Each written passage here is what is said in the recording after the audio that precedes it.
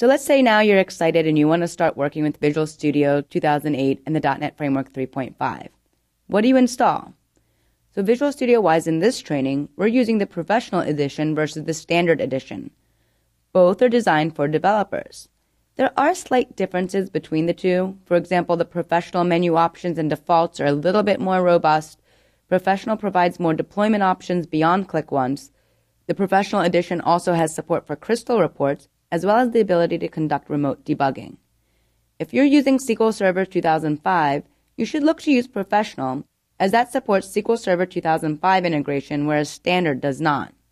Professional also comes with SQL Server Developer Edition, while Standard comes with the Express Edition of SQL Server 2005. For the interest of this training, you can use either Visual Studio 2008 Standard or Professional. For those of you using Standard, you may witness some differences in your IDE, but nothing that will hinder you from following along. Besides the system requirements, which we'll cover in a moment, there are also a few setup steps that you'll need to execute in order to follow along with this series. In order to work with the data access components, you should have SQL Server installed, which comes with both Professional and Standard editions of Visual Studio. Be sure to do this with the assistance of your administrator or DBA. We're using SQL Server 2005 Enterprise Edition. Additionally, we've downloaded a few components. In order to have a sample database to work with, please download the Northwind database, which is a free download from MSDN. If you open up a browser application and do a search for Northwind, you'll come directly to the page that says Download Details, Northwind and Pubs Sample Database for SQL Server.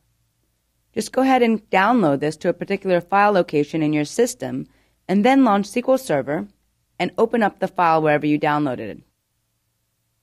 Just do File, Open, File, and there where you downloaded the sample databases, you'll see two scripts that start with inst. These are the install scripts for Northwind and Pubs. By opening these up and going ahead and executing them, you'll be able to install the databases, both Northwind and Pubs. We've also downloaded the Ajax Control Toolkit. The Ajax Control Toolkit is a community-driven set of controls and sample applications that enable you to enrich your web-based applications. We'll walk through the details of this installation when we get to the Ajax lesson.